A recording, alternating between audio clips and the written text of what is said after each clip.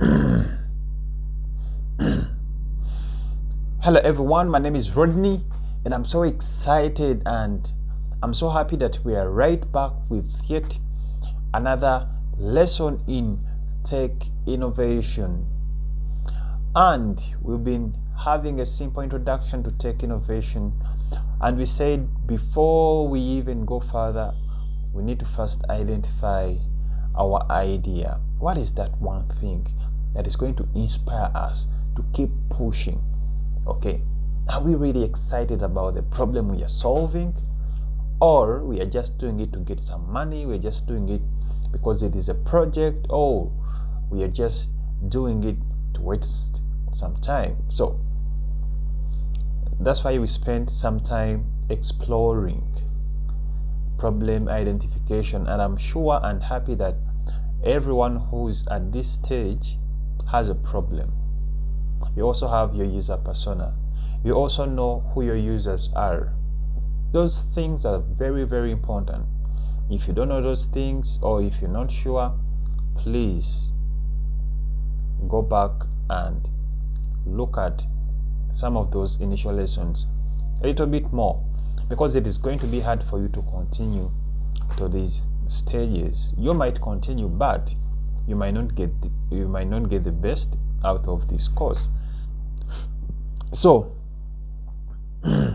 like I shared, in this course we are going to be using this method called design thinking more, and of course we are going to understand what design thinking is, and we are going to look at the design thinking stages, and from there we shall of course break down every stage.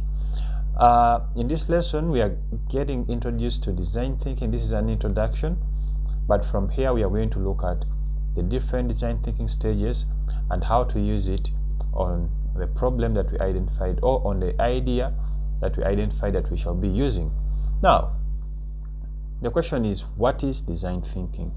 So design thinking is a human-centered problem-solving methodology, okay, that focus on understanding the needs of the users. So design thinking focuses on you understanding the needs of the user. That is one.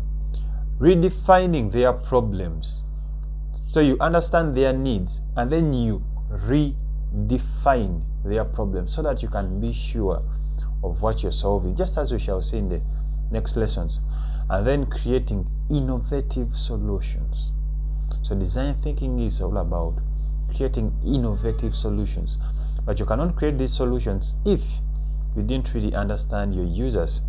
So it encourages us to think outside the box, and then we look at, or we rely on empathy, creativity, and experimentation to develop ideas that are not only functional but are also deeply rooted within the people that we want to serve.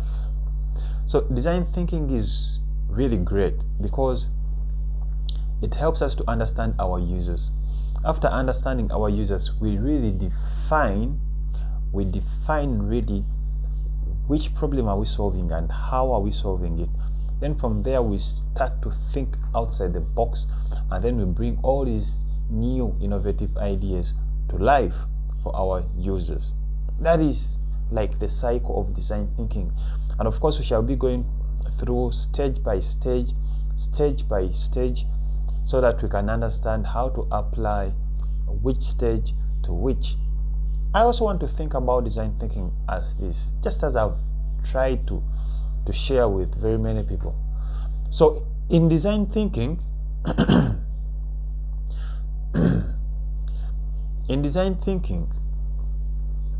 we look at a designer. A designer is someone who is trying to create something. Me, being a multimedia artist, I have a history of working with clients who need projects that need to be designed. For example, there's a time when I was working on a logo. I was designing a logo for a client. Now I'm trying to also break down design thinking in another term, or in another understanding. There's a time when I was trying to design a logo for a client, and this was the process. the first thing, the client had a problem, which was they wanted to design their logo. That was the problem. And me as a designer, the first thing I did is to empathize with my client, put myself in the shoes of the client. How did I do this? I try to ask them questions. I try to understand what they want. I try to understand what they don't want, what keeps them awake at night. So that is empathizing. I try to empathize with my client. Then from there, I defined. So I defined what I wanted to create. What problem did I want to solve?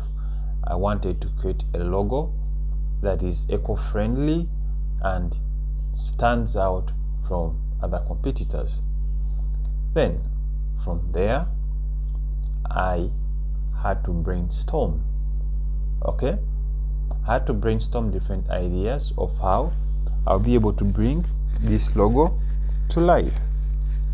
After brainstorming, I had to prototype. Prototyping means creating something basic, something small. Okay, I created a prototype of how the logo would look. Okay, then test.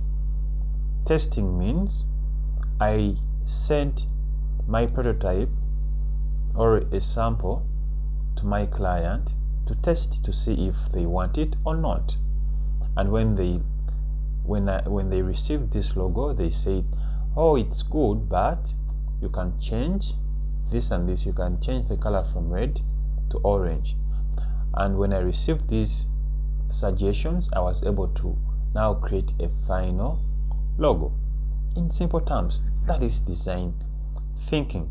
So in the context of tech innovation, design thinking helps innovators create products, services, or solutions that are meaningful, practical, and impactful. There's nothing as bad as creating something and you've wasted a lot of time, but it is not impactful. It is not even meaningful. Okay? So by putting the user at the center of the design process, we can now address real-world challenges effectively. So we can't remove the user from the equation.